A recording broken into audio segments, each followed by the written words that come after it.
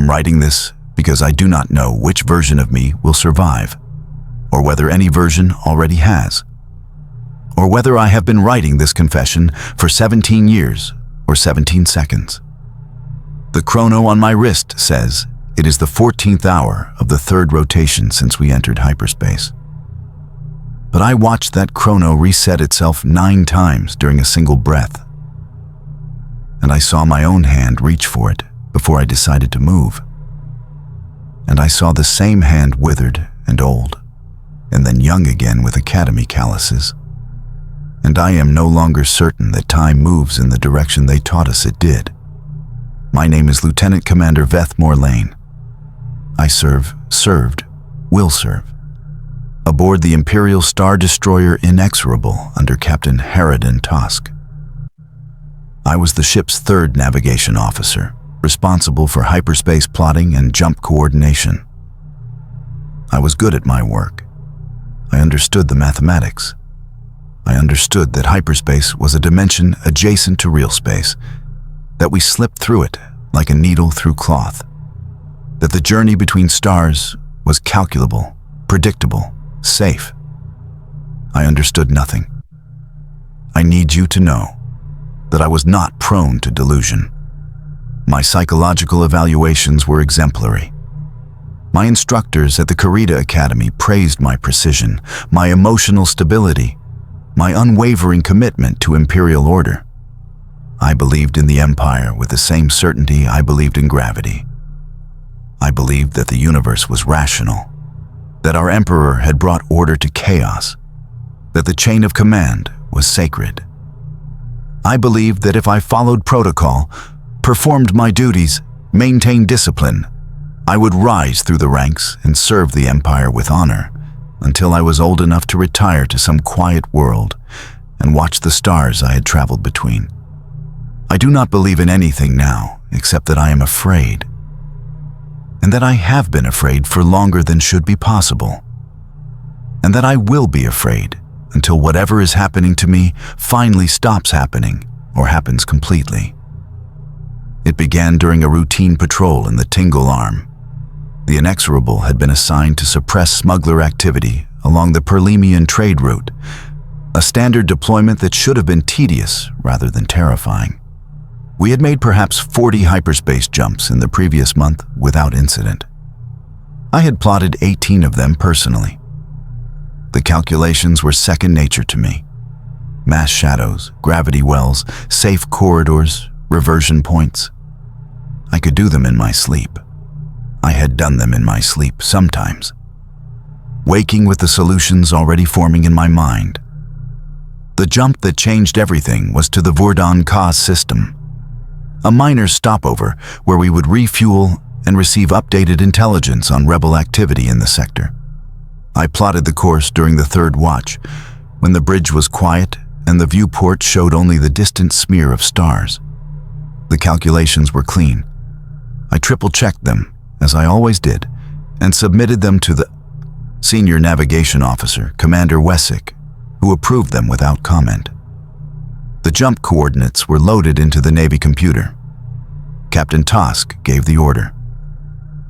The Inexorable entered hyperspace at 3:47 hours, ship time.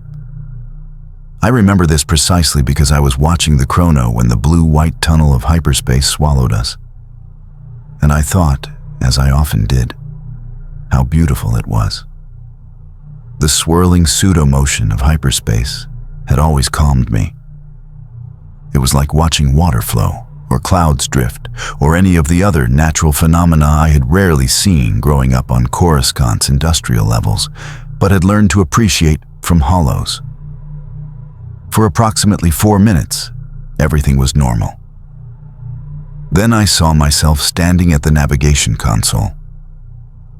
I do not mean that I looked down and saw myself. I mean that I was standing near the viewport, having stepped away from my station to stretch my legs during the transit. And I looked toward the navigation console, and I saw myself still standing there.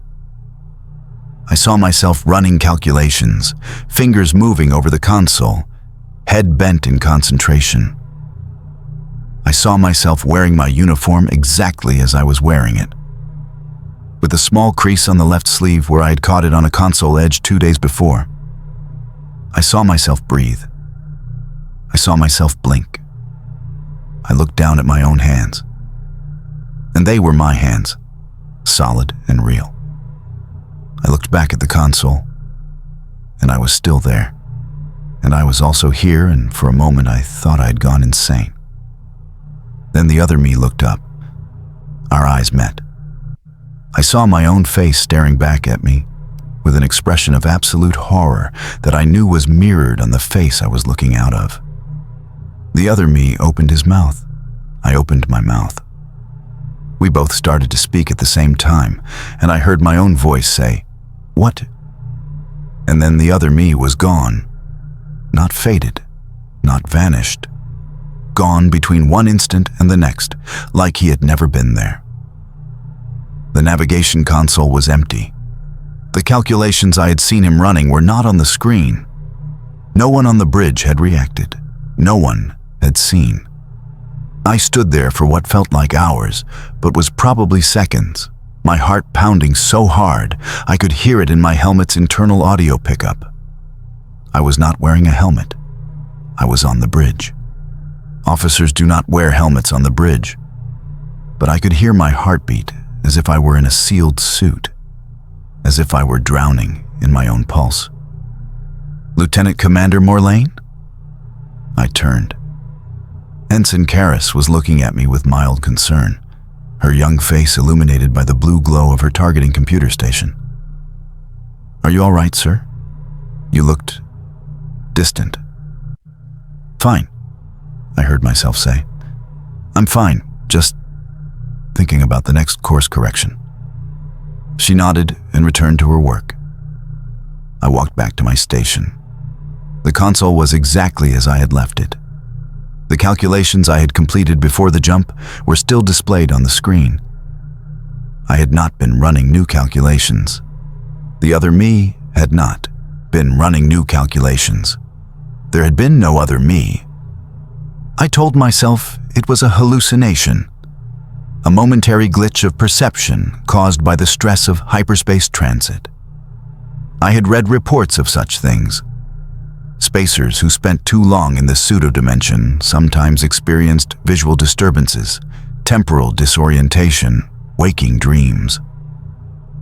It was considered a minor occupational hazard. There were medical treatments for it. I would report to the ship's medical officer after my shift and request an evaluation.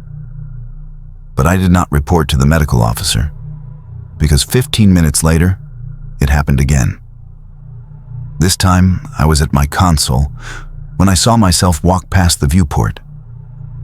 I saw myself from behind, my uniform, my posture, my gait, walking steadily toward the turbolift at the rear of the bridge. I watched myself enter the turbolift. I watched the doors close behind me. I looked down at my hands on the console. I was here. I was standing at my station. I had not moved. I looked at the turbolift. The doors were closed. The indicators showed it was descending to deck 15. I checked the bridge access logs. They showed that Lieutenant Commander Morlane had exited the bridge via turbolift at 0406 hours. But I had not exited the bridge. I was standing on the bridge. The logs were wrong, or I was wrong, or something else was wrong that I could not name or understand. The transit continued for another 2 hours. The inexorable reverted to real space at the edge of the Vordan-Ka system precisely on schedule. Captain Tosk commended the navigation team on another flawless jump. I stood at attention and accepted his praise, and said nothing about what I had seen, because I did not know what I had seen, and because I was afraid that if I spoke, I would discover that my voice had already spoken, or had never spoken, or would speak in some future that was already past. That night, in my quarters, I could not sleep. I lay on my bunk and stared at the ceiling, and listened to the distant thrum of the Inexorable's reactor, and tried to convince myself that I was experiencing a temporary medical condition that would resolve with rest.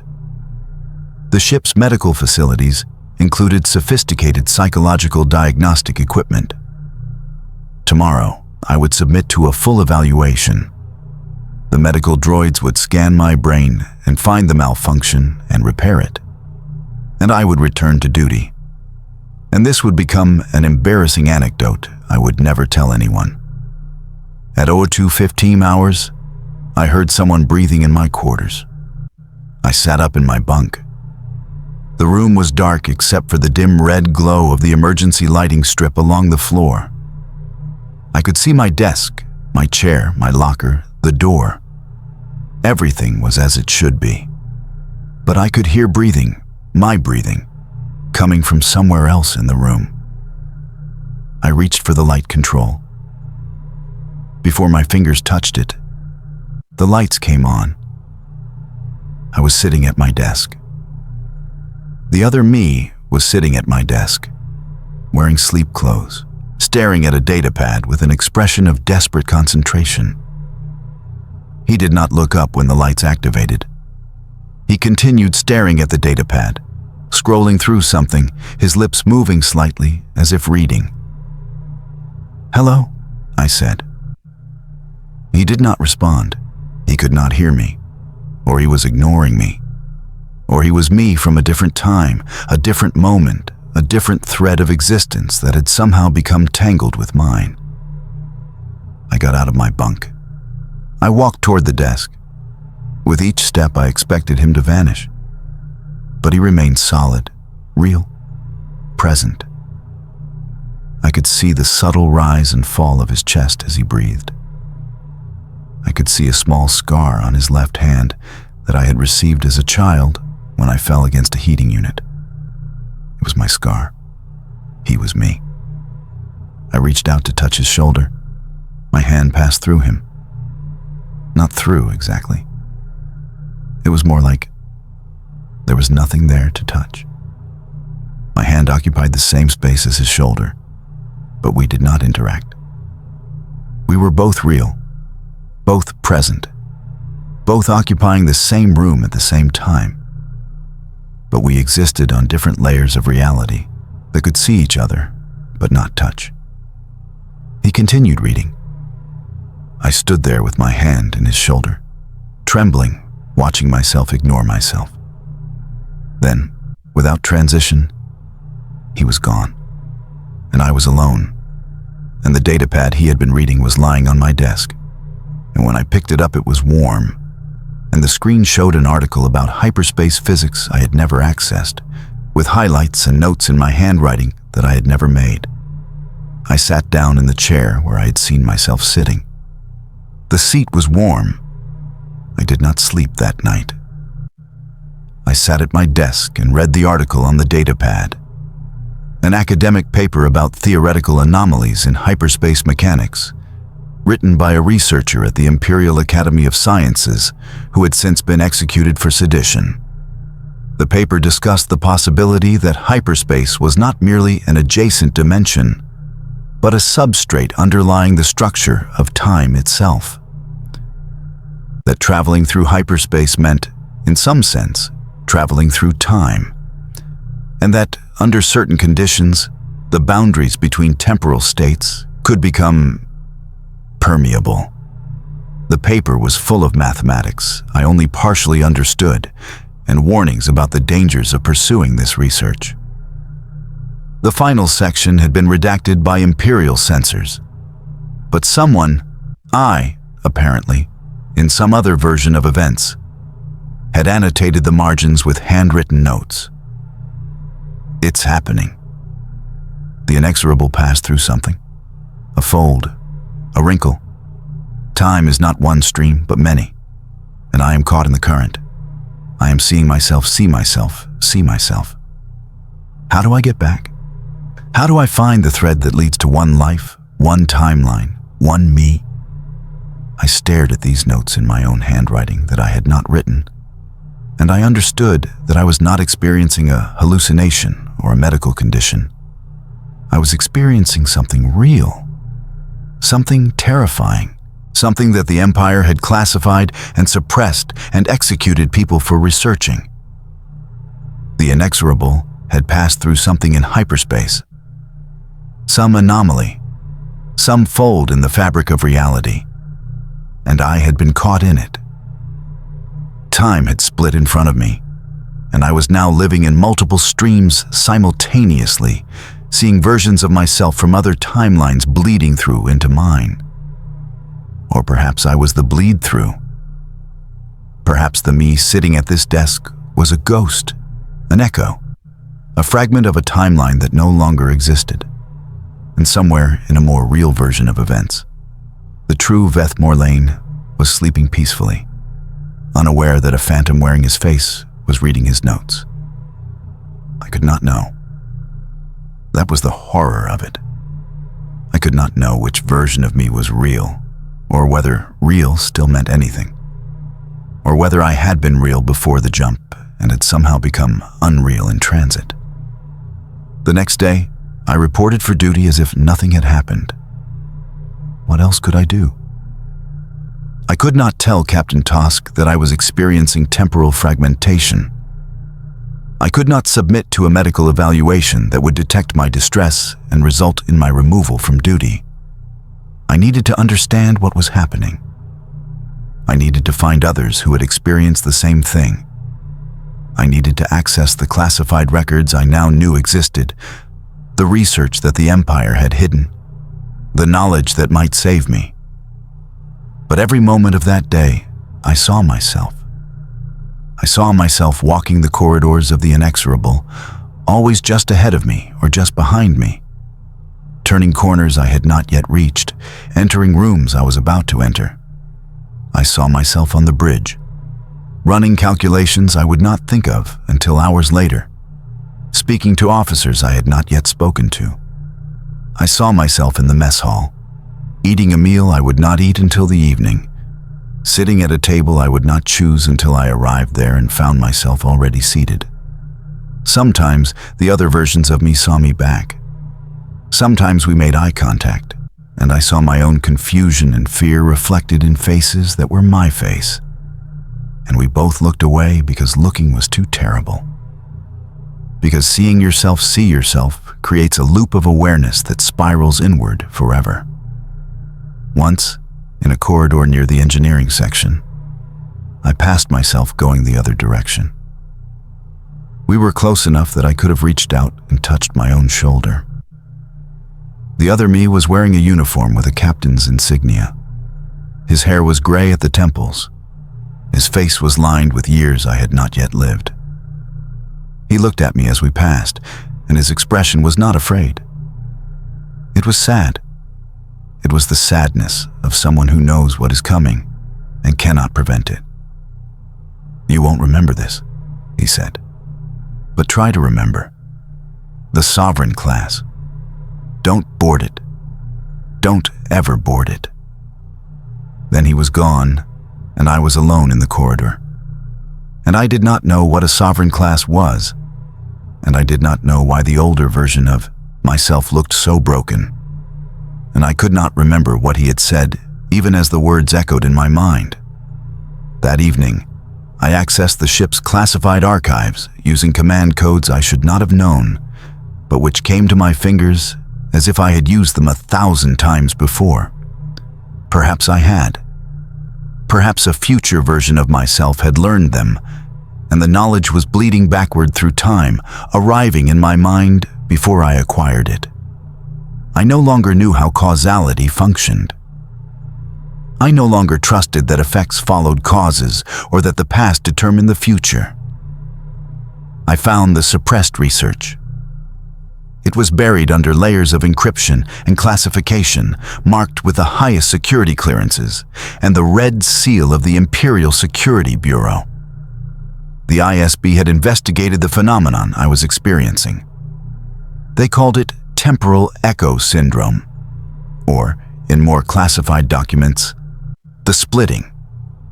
It occurred, according to the research, when a ship passed through a region of hyperspace where the underlying structure of time had been damaged or destabilized.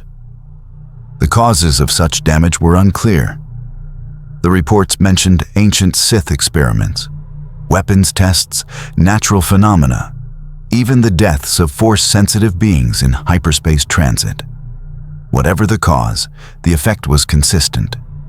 Individuals exposed to a split zone could become temporarily unmoored, experiencing bleed-through from alternate timelines, seeing versions of themselves from pasts and futures that might or might not come to pass. Most subjects died. The reports were clinical about this. Of the 347 documented cases of temporal echo syndrome in imperial records, 312 had resulted in fatality. The subjects either went mad and took their own lives, or suffered temporal dissolution, a condition where the boundaries between their various timeline selves broke down completely, and they simply ceased to exist, scattered across infinite possible moments, never quite real enough in any of them to persist. Of the 35 survivors, 28 had been institutionalized in facilities I had never heard of. 4 had been executed by the ISB for security reasons that were not specified. 2 had been recruited for classified projects, their records sealed. 1 had simply vanished, his file marked with a note that read, "Subject claims to have found a way back. Unverifiable. Consider compromised." I read this note several times, trying to understand what it meant. A way back? Back to what? To a single timeline? To sanity? To the version of reality where time moved in one direction and a person was only themselves? I searched for more information about the vanished survivor, but his records had been purged. All I found was a name, Gareth Vox, and a ship designation, the Imperial Star Destroyer Paramount, lost with all hands in the unknown regions 17 years before I was born. 17 years before I was born. But the timestamp on the file showed it had been accessed 6 times in the past month, and the most recent access was logged under my command codes, dated 3 days in the future. I closed the file. I sat in the darkness of my quarters and listened to the thrumming of the inexorable's reactor and tried to breathe, tried to think, tried to hold on to some thread of linear existence that would tell me who I was and when I was, and whether any of this was happening or had happened or would happen. Then I heard myself scream. It came from somewhere else on the ship. Distant, muffled, but unmistakably my voice. I recognized the timbre, the pitch, the particular way my voice broke when I was truly afraid. I was screaming somewhere on the inexorable, and I was also sitting in my quarters in silence. And both of these things were true simultaneously. I left my quarters. I walked through the corridors toward the sound of my own screaming, passing crew members who did not seem to hear anything unusual, passing myself 3 times going in different directions, none of us acknowledging each other. The scream led me down to deck 23, to a section of the ship I had never visited, to a door marked with security warnings and the black insignia of the ISB. The door was open. I could hear the screaming clearly now. My voice, howling in terror and pain, begging for something to stop. I walked through the door. Inside was a room I did not recognize. It was clinical, bright, full of medical equipment and restraint systems and monitoring devices. And in the center of the room, strapped to a table, was me. Not me as I was now. Me as I might become. Older, thinner, with gray in my hair and scars on my face and eyes that had seen things I could not imagine. He was strapped down, and there were probes attached to his temples. And there was a figure standing over him in the black uniform of an ISB interrogator. And the interrogator was asking questions I could not hear while the older me screamed and screamed and screamed. I tried to enter the room. I tried to help myself. But my feet would not move past the threshold. I was not part of this moment. I was watching it from somewhere else. Some other fold of time, some other version of events that had not yet occurred, or had already occurred, or was occurring in a parallel stream I could see but not touch. The ISB interrogator turned. He looked directly at me. His face was my face. An older version of myself was torturing another older version of myself, while a younger version of myself watched from outside time. And all three of us were me. And I understood then that the splitting was not just about seeing other timelines. It was about becoming lost in them. It was about fragmenting into so many versions that you no longer knew which one was really you, if any of them were, if you still existed as a coherent concept. I turned and ran. I ran through the corridors of the inexorable, past stormtroopers and officers and technicians who did not see me, who could not see me, because I was not quite real enough in this moment to be seen. I ran past versions of myself going about duties I did not remember performing.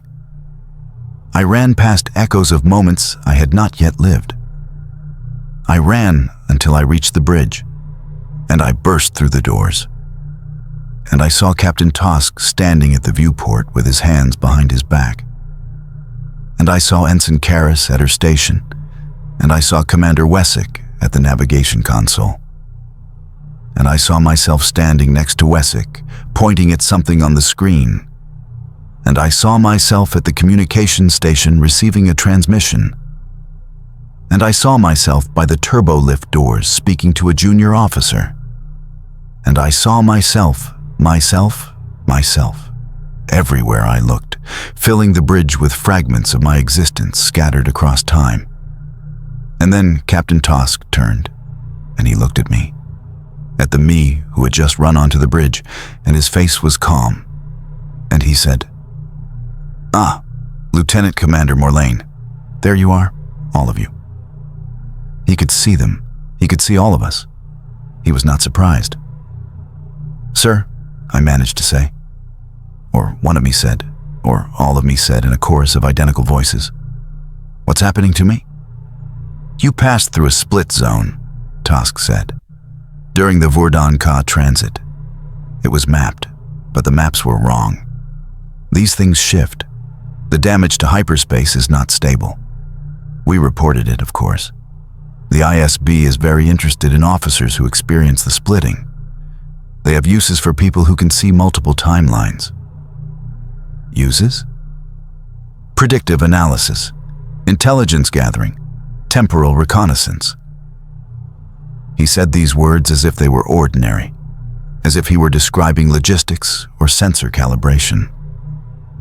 "You will be transferred to an ISB facility when we reach port. They will study you. They will train you. If you survive, you will serve the Empire in ways few can. And if I don't survive?" He did not answer. He did not need to. I had read the reports. I knew the statistics. Most subjects died. Most subjects went mad or dissolved or ceased to exist, scattered across infinite timelines, never quite real enough to persist.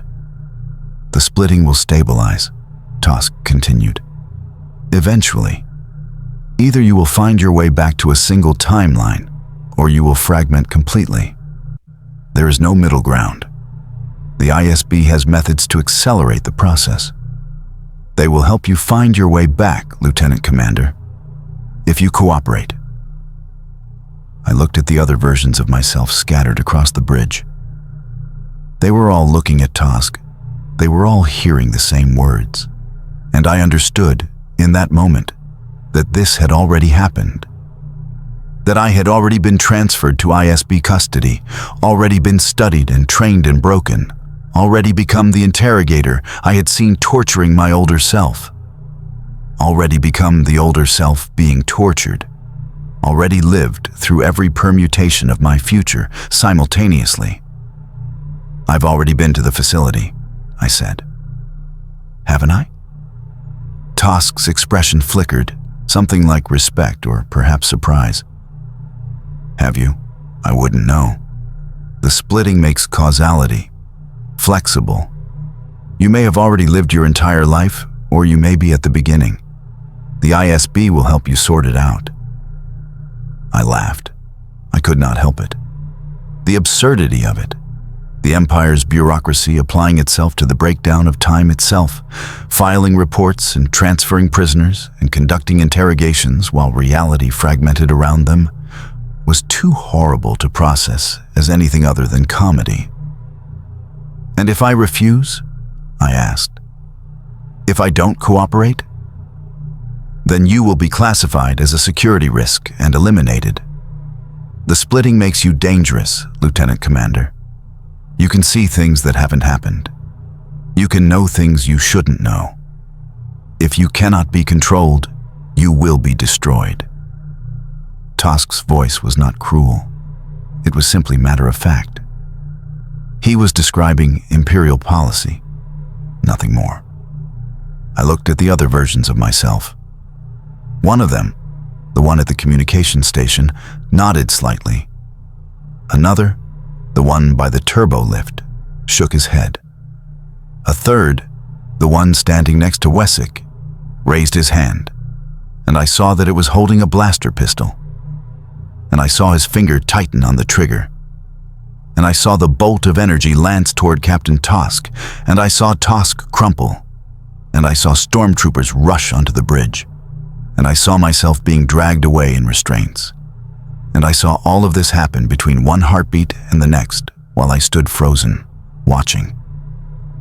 And then it unhappened. The blaster bolt flew backward. Tosk stood up. The stormtroopers retreated. The moment rewound itself, and I was standing on the bridge, and my other selves were standing on the bridge, and Tosk was looking at me with that calm, knowing expression. "That won't work," he said. "It never works. The ISB has methods for dealing with officers who try to use the splitting to change events. Time is not as malleable as you might think. There are pressures, forces that keep the streams aligned. Even when you see all possible futures, you cannot choose between them. You can only watch yourself live them all." I understood then that I was trapped. Not just in the splitting, but in the Empire's knowledge of it. They had encountered this before. They had developed protocols. They knew what I was experiencing better than I did. And they had already decided how my story would end. But I also understood something else. I had seen myself as a captain. I had seen myself old, gray-haired, with years of life I had not yet lived. If I was going to fragment completely, would I have seen that future?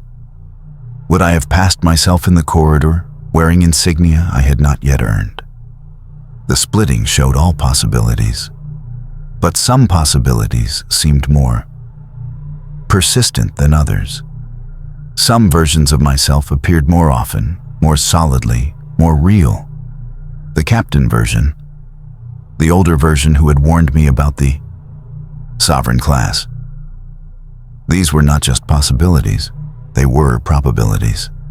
They were the futures most likely to occur. And the interrogator, the ISB agent torturing my older self. That future was also probable. That was what the Empire wanted me to become. "I need time," I said, "to process, to understand what's happening to me." "Of course," Tosk said. "We won't reach port for another 6 days. You have until then. Report to medical for monitoring. Stay in your quarters when not on duty. Try not to interact with your other selves too much. It accelerates the fragmentation." I nodded. I turned to leave the bridge. As I walked toward the turbo lift, I passed myself, the one who had been standing by Wessick, and he leaned close and whispered, "Deck 7, Maintenance Shaft Gamma 9. There's a transmission there, from Vox." Then he was gone, and I was stepping into the turbo lift, and the doors were closing, and I did not know who Vox was until I remembered. Gareth Vox, the survivor who claimed to have found a way back. the one who had vanished. The turbo lift descended. I watched the deck indicators change and tried to hold onto the thread of this moment, this version of myself, this particular stream of time. It was hard. The splitting was getting worse. I could feel it now.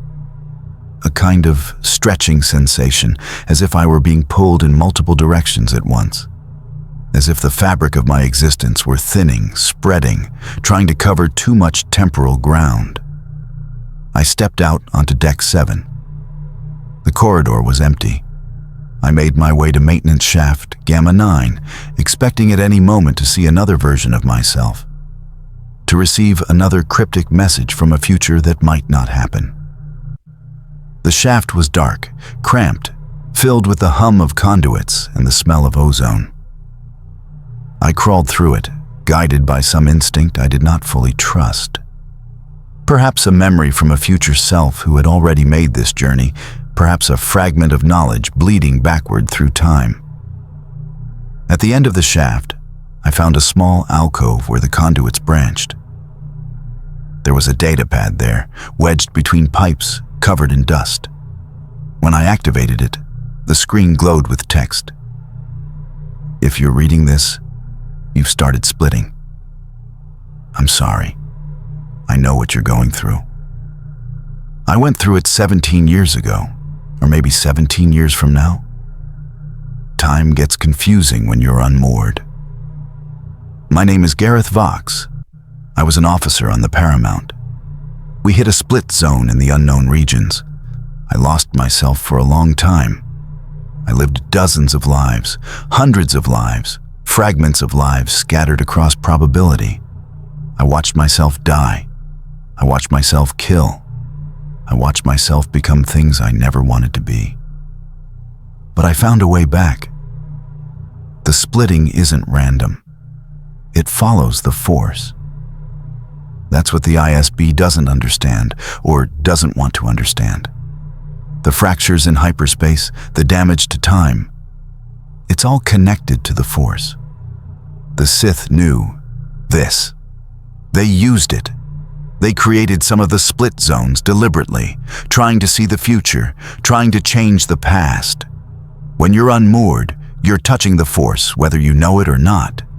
You're swimming in the same currents that the Jedi and Sith navigate. And the Force isn't just energy, it's intention. It has a will. It's trying to tell you something. Listen, find the version of yourself that feels most real. Not the most probable, not the most likely, the most real. The one that resonates. The one that feels like you, even when you've lost track of who you are. That version is the anchor. That version is the thread that leads back to a single timeline. The ISB will try to use you. They'll try to make you a tool. They'll fragment you on purpose, spread you across as many timelines as possible. Harvest intelligence from all the futures you can see. Don't let them. The more you fragment, the harder it is to find your way back. You have to choose. One self, one future, one life. It won't be the best possible life or the worst. It'll just be yours. Hold on to it. Let the others go. Let yourself stop being everywhere and start being somewhere. I don't know if this will reach you. I left copies of this message in a dozen timelines, hoping one would persist. Maybe none of them will.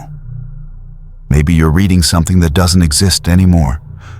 Words from a man who unmade himself trying to help. But if you are reading this, know that it's possible. Know that you can come back. Know that there's a self at the center of all the possibilities. And if you can find it, if you can hold on to it, you can be whole again. Good luck. May the Force... The message ended there. The screen flickered and went dark. When I tried to reactivate the datapad, it crumbled in my hands, as if it had been waiting decades for me to read it, and could now finally decay. I sat in the maintenance shaft for a long time, thinking about what Vox had written. The Force.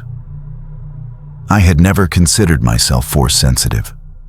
I had never had visions or premonitions or any of the signs that the old Jedi supposedly used to identify their recruits. But then, the Jedi were gone. The Empire had destroyed them. Who was left to recognize sensitivity when it manifested in unconventional ways? Perhaps the splitting was a form of Force sensitivity. Perhaps everyone who passed through a split zone was touching something that normally only Jedi or Sith could perceive. Perhaps the difference between the survivors and the dissolved was the same as the difference between those who could wield the Force and those who were overwhelmed by it.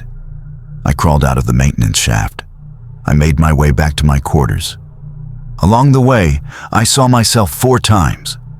Once heading to the mess hall, once speaking to an engineer, once standing alone at a viewport staring out at the blue swirl of hyperspace, and once sitting in a corridor with my head in my hands, weeping. The weeping version was the most real. I stopped. I looked at myself crying. This was not a future self or a past self.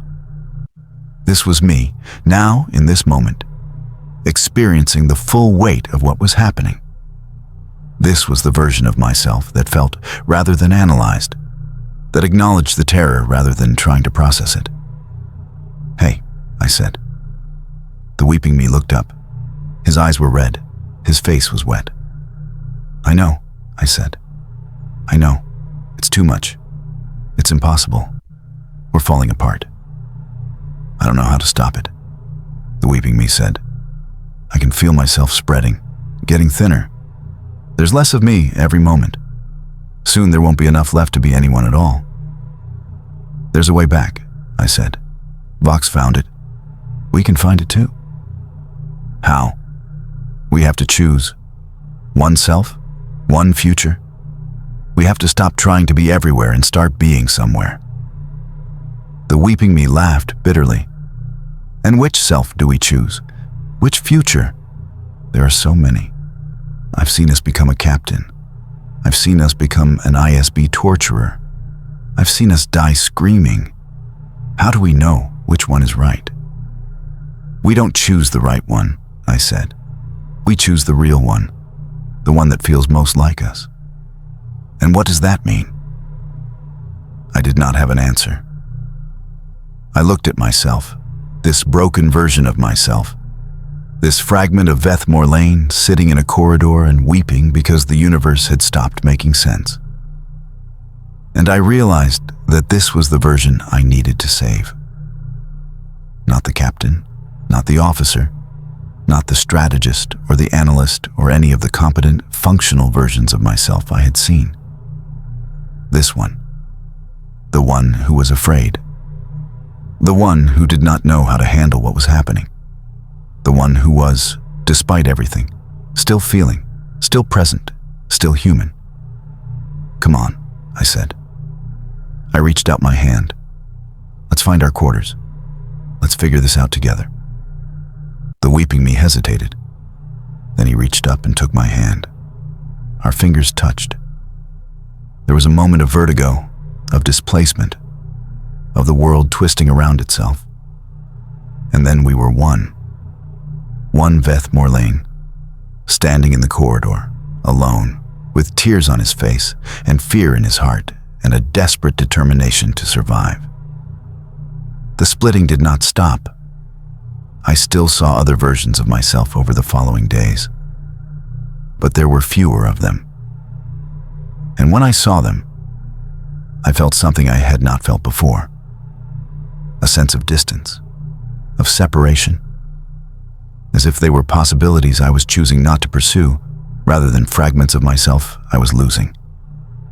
Vox was right. The splitting followed the Force, followed intention, followed will. When I stopped trying to understand every timeline and started trying to be present in one, the fractures began to heal. Slowly, painfully, with setbacks and relapses and moments when I nearly lost myself again. But healing nonetheless. The ISB came for me when we reached port. Captain Tosk had reported my condition, as he was required to do.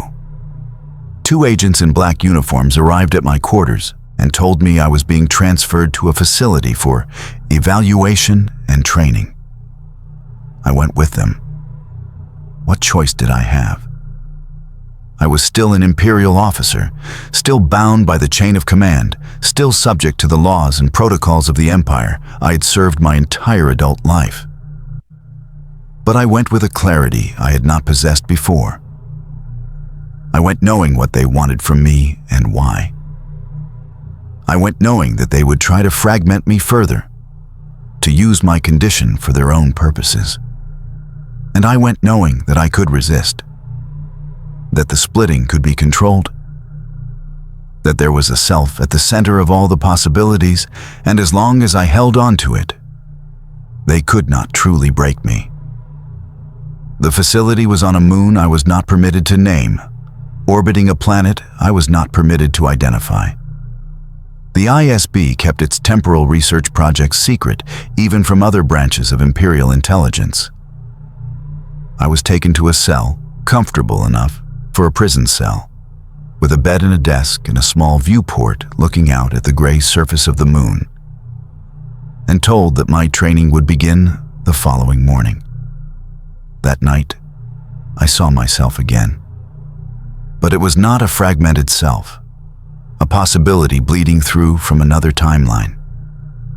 It was the old self, the captain self, the one who had warned me about the sovereign class. He stood by the viewport, looking out at the stars. His uniform was battered. There was blood on his sleeve. He looked like he had been fighting. "You made it," he said. "To the ISB facility?" "Yes."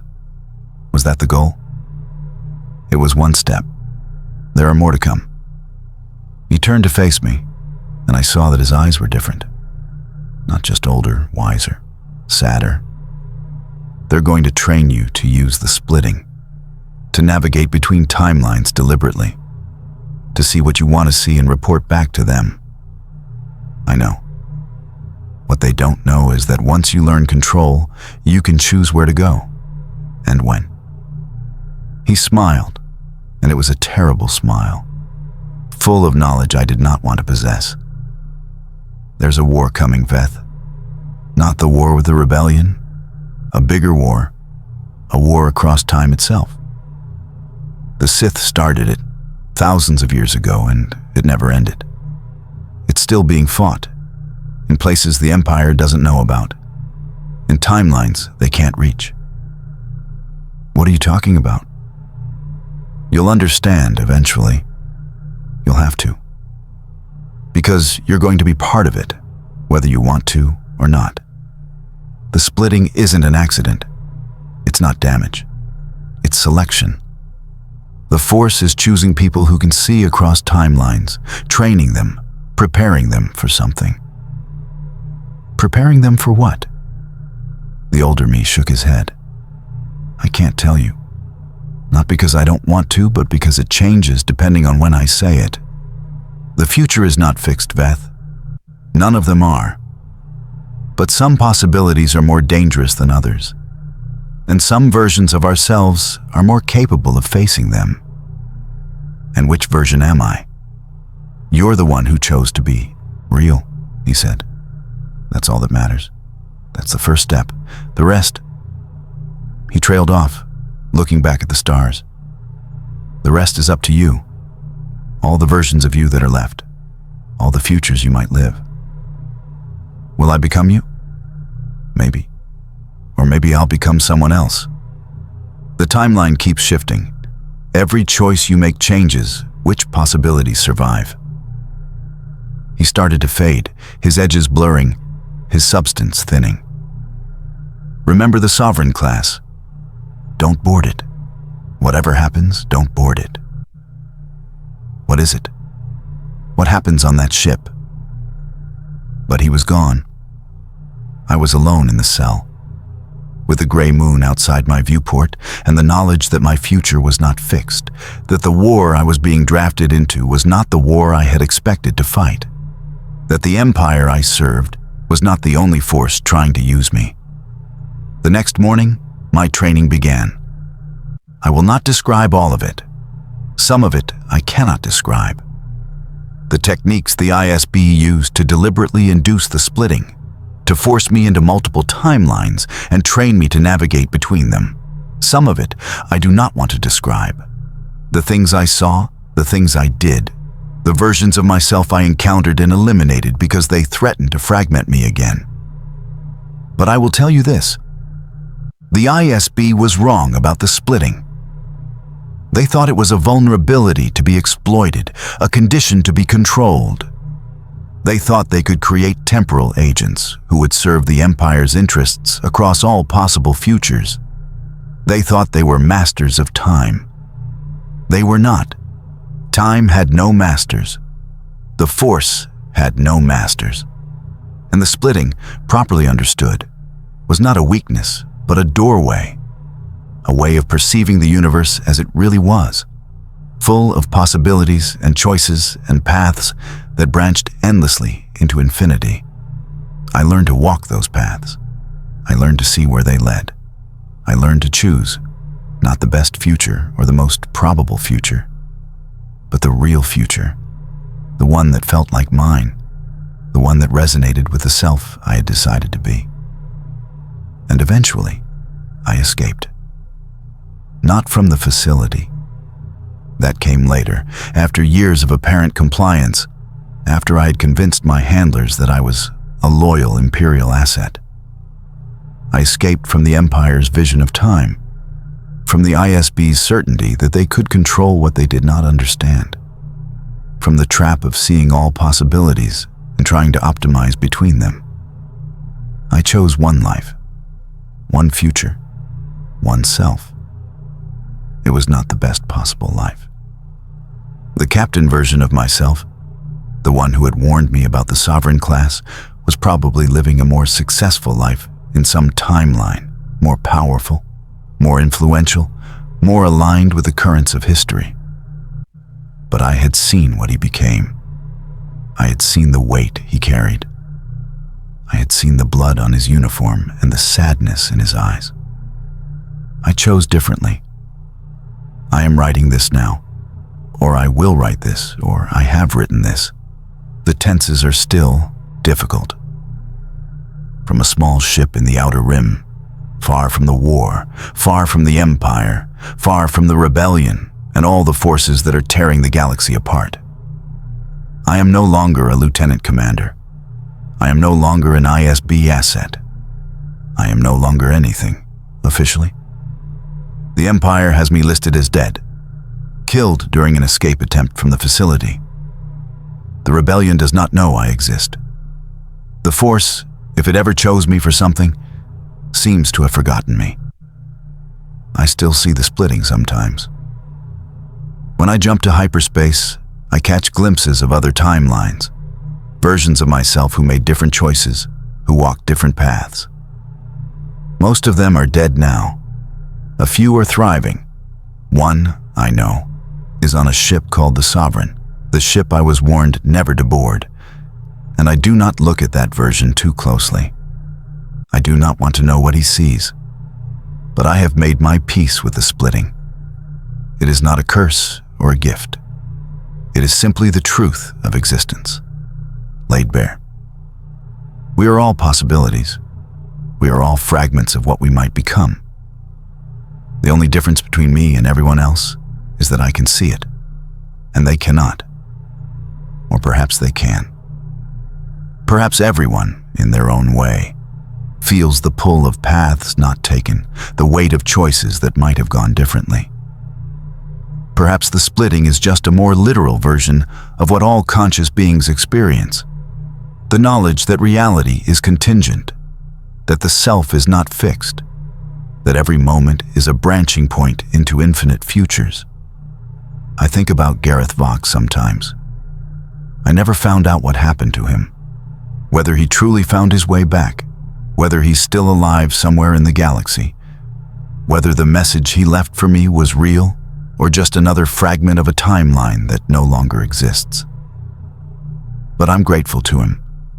whoever he was, wherever he is. He showed me that the splitting could be survived. He showed me that even when time fractures, the self can hold together. And I think about the war he mentioned. The war across time. I don't understand it yet. I'm not sure I want to understand it. But I know it's real. I've seen glimpses of it in the splitting, battles fought in timelines that no longer exist, victories and defeats that echo across probability. Forces older than the Empire, or the Jedi, or the Sith moving pieces on a board I cannot fully perceive. Maybe I'll be pulled into that war someday. Maybe the Force hasn't forgotten me after all.